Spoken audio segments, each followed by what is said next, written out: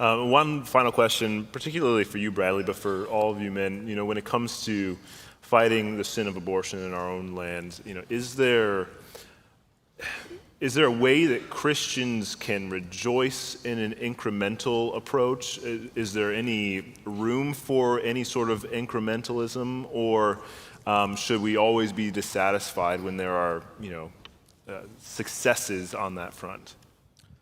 In one sense, everything is incremental, right? My sanctification is incremental. The kingdom coming, God's will be done, is incremental. But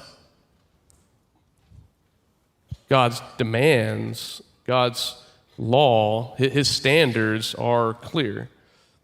And that's what we're to lift up.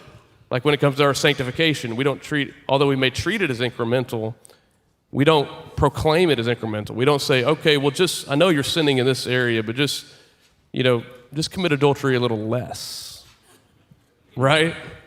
No, it's thou shalt not commit adultery.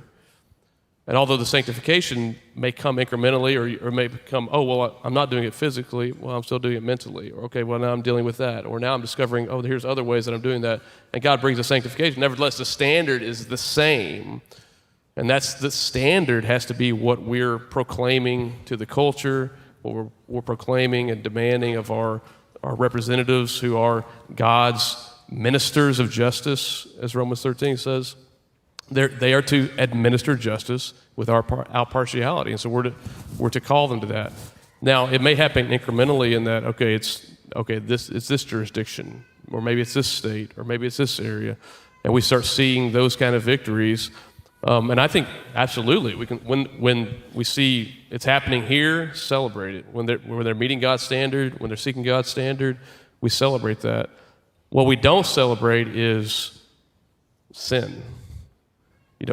An impartial decree is still an iniquitous decree. A partial decree.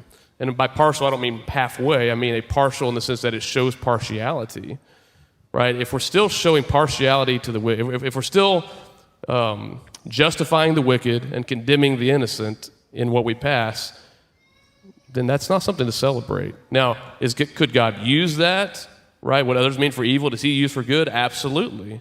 And that God uses things, what others mean for evil, for good all the time, incrementally.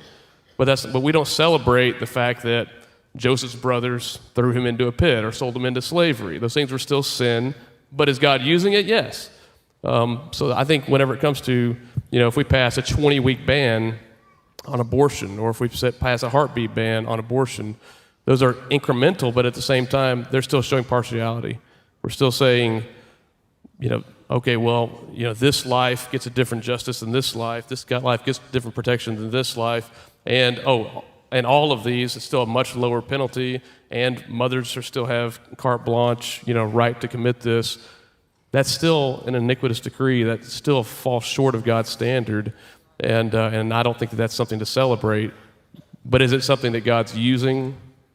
Yes, I think it certainly can be, but that's not something we celebrate unless it's truly meeting His standard.